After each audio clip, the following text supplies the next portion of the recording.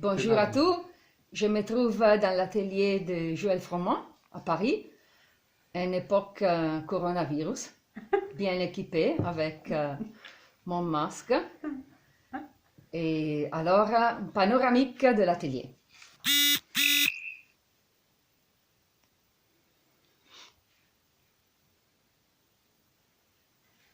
Beaucoup d'œuvres.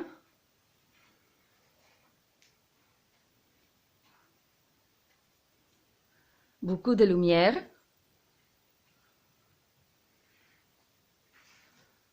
Œuvres nouvelles, œuvres vieux, anciennes.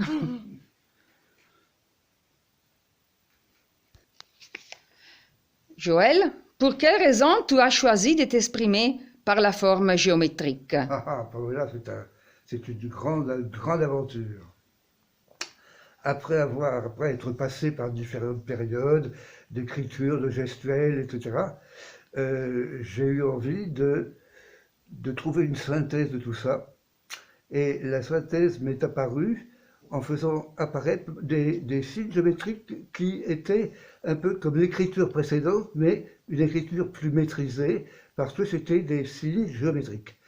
Petit à petit, la matière de fond qui était la lumière sur laquelle se dégageaient ces signes est partie, je l'ai retirée, et sont seulement restés visibles les signes géométriques qui ont commencé à grandir et à prendre leur autonomie et leur identité.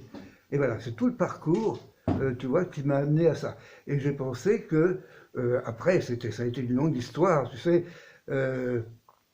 je pense encore maintenant, il y a des recherches que je fais sur le rapport entre la droite et la courbe. Ce sont les deux éléments fondamentaux du dessin. Or, l'intérêt, c'est de pouvoir conjuguer l'un et l'autre et de pouvoir faire apparaître justement ce dialogue d'une grande richesse avec des éléments extrêmement simples. C'est ça, la géométrie pour moi, c'est la synthèse de ces éléments-là qui permet d'accéder, si tu veux, à une sorte d'essence quelque part, tu vois, une sorte de, je dirais, de radicalité qui peut être très émouvante par la simplicité et par la force qu'elle induit. Merci. Et pourquoi et quand tu as décidé d'adhérer au mouvement Mahdi? J'ai rencontré le mouvement Mahdi dans les années, je crois, 85. J'ai exposé à Paris et j'ai rencontré à ce moment-là Bolivar et Carmelo. Je faisais déjà du Mahdi sans le savoir, si j'ose dire. Je travaillais déjà pratiquement plus sur les toiles, mais sur des formes que je dessinais moi-même. Quand Carmelo a vu ça, et Bolivar, ils m'ont dit, bah écoute, il faut vraiment qu'on fasse quelque chose, il faut que tu viennes avec nous. Et on a comme ça créé le mouvement à Paris, parce qu'on était très peu au départ. Et on s'est aperçu que dans les expos qu'on voyait ou qu'on allait faire, il y avait des gens dans différents pays, en Europe ou ailleurs, qui travaillaient dans cet esprit-là, sans se connaître, sans avoir une relation particulière avec le mouvement Mahdi, et on a fédéré cet ensemble de gens, et donc ça a été, voilà, c'est là que le mouvement Mahdi a pris une nouvelle identité par rapport à la création qui était des années 50. C'était une nouvelle vie de la forme qui se traduisait avec des cultures différentes, ce qui donnait aux expositions un panel d'œuvres multiples, extrêmement intéressantes par leur diversité. Ah oui, merci. Et quelle est pour toi l'importance de la couleur? Essentielle. Absolument essentielle. Essentielle, je dis pourquoi. Parce que on n'est pas très nombreux à travailler dans ce sens-là. Je travaille sur la fonction énergétique de la couleur. C'est-à-dire, je t'explique, chaque couleur a une identité énergétique particulière. On part du noir, c'est l'absence d'énergie. Après, tu as le bleu, le vert, le jaune, l'orangé et le rouge.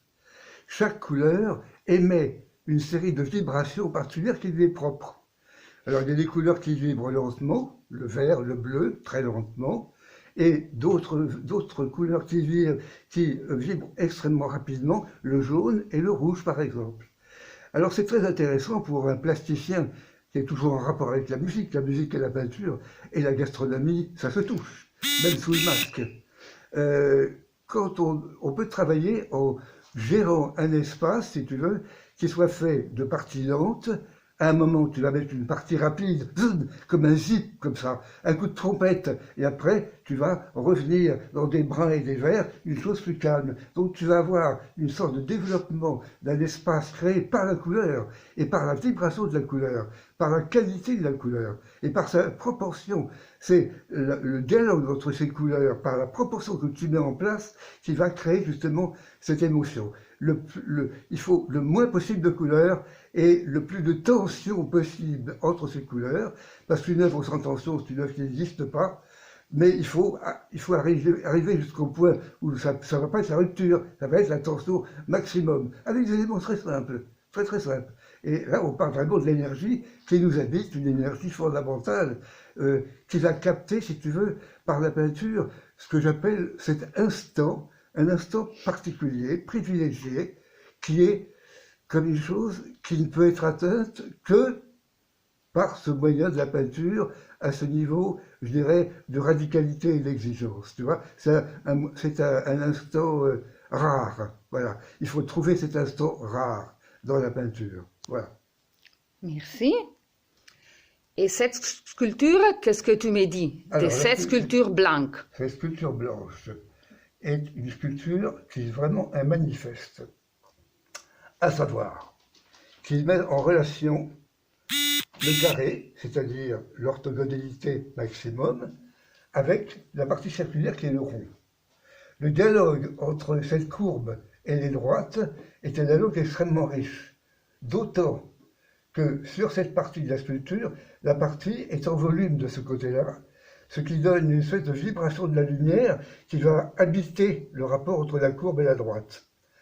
Et quand je dis que le rapport entre la courbe et la droite est essentiel, quand on est par exemple dans une chambre, la chambre d'un adolescent ou d'une adolescente, et qu'on voit les affiches de travers, hop, on a envie de les adresser. Ça veut dire que dans ce cadre-là, la sculpture, si par exemple le plafond était une grande sculpture, comme celle que j'ai là-haut, le mur qui est derrière, qui est cette horizontale du plafond, va jouer avec les diagonales et les parties de cette sculpture, et donc le mur va intervenir, va jouer, va prendre sa place pour faire vivre et le mur et la sculpture.